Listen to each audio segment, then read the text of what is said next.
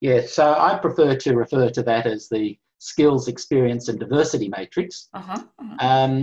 So because you're looking at what skills people have, where they got those skills, what sort of experiences they have, and what the diversity of council is.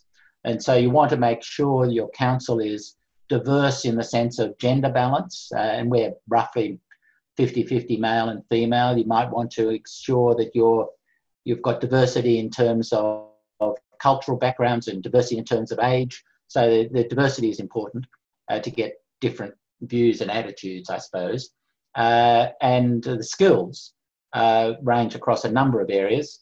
There are what might loosely be seen as generic skills, like legal skills or accounting skills or that sort of thing.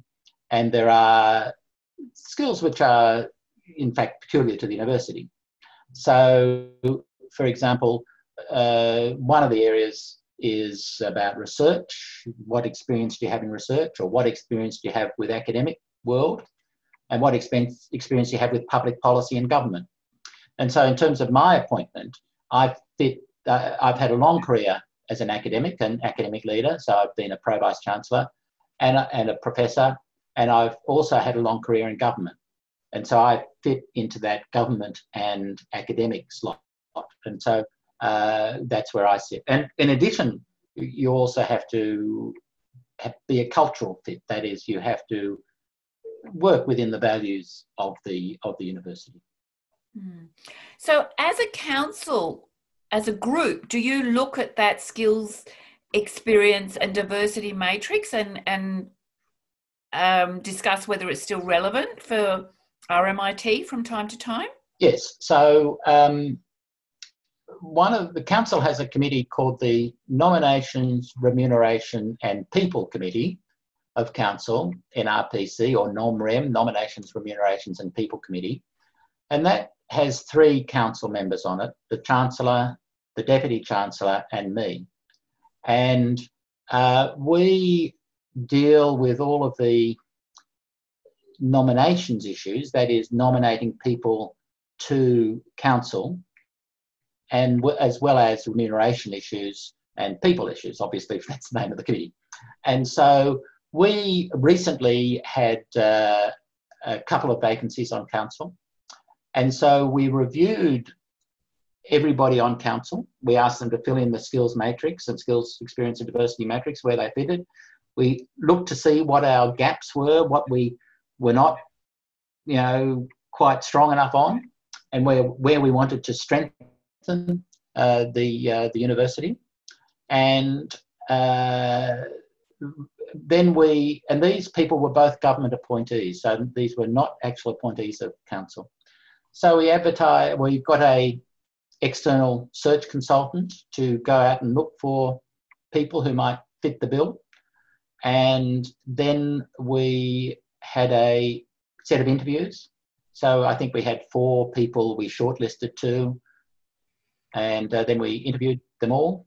And then we made our recommendations to the government about who we thought would be a good fit and would meet the needs. So we identified what needs we had and where so I forget what they were in this last round. I think we wanted to strengthen our knowledge of the vocational education sector, for example. So we're looking for someone with that sort of background. And we're also looking for technology understanding.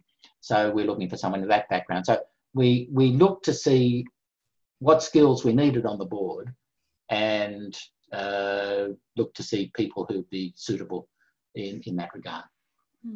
So thinking about different universities in Australia and how different universities have somewhat different strategies, then we might expect that those kind of matrices would vary a bit for different university councils. Would that be right? You would expect that.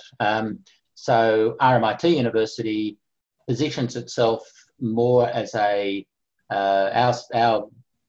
direction includes ready for life and work. So very much industry, external world facing,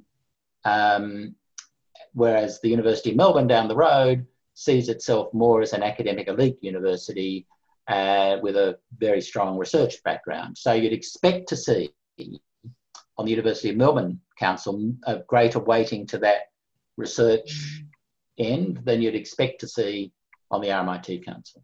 Yeah, that makes sense.